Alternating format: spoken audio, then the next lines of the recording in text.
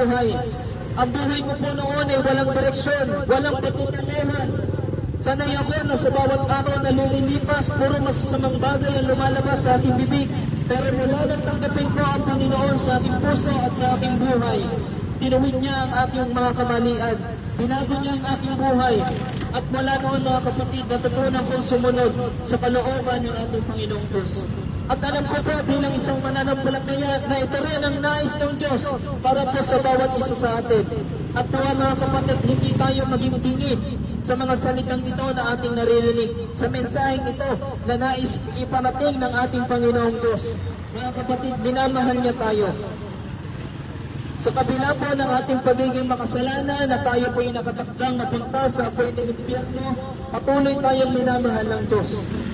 At natatanggap lamang po natin ang biyaya ng kaligtasan kung tayo po ay mananampalataya sa Kanya. Mga kapatid, paulit-ulit po na ipinapanawagan po namin para po sa lahat ng mga nakakapakinig ng mensahe nito. Nakipagkasundo po tayo sa Diyos, sumamagitan po ng ating pananampalataya sa Kanyang anak na ating pong Panginoong Jesucristo. Mga kapatid, hindi po kami nananakot kapag amin pong binabanggit ang lugar ng impyerno, sapagkat mismong Biblia nagsasabi na ang impyerno po ay totoo, sapagkat ang kasalanan ng tao ay totoo. Lahat po tayo ay makasalanan at doon po tayo nakatakdang mapunta mga kaibigan. Pero dahil sa pag-ibig ng Diyos, nakahain na sa atin ang kaligtasan.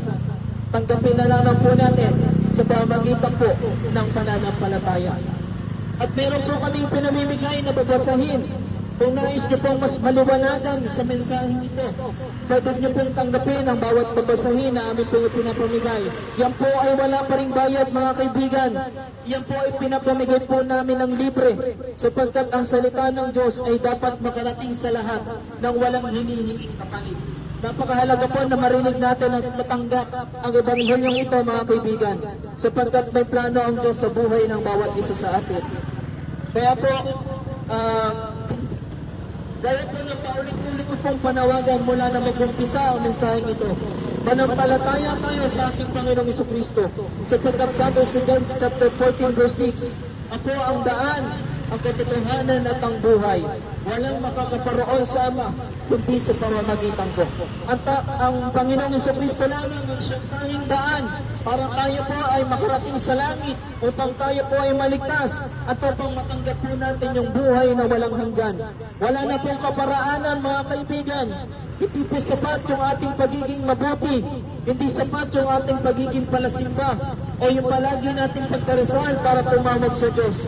Napakahalaga na tayo po ay manampalataya muna sa ating Panginoong Jesucristo na siya pong nag-alay ng kanyang buhay para po sa bawat isa sa atin.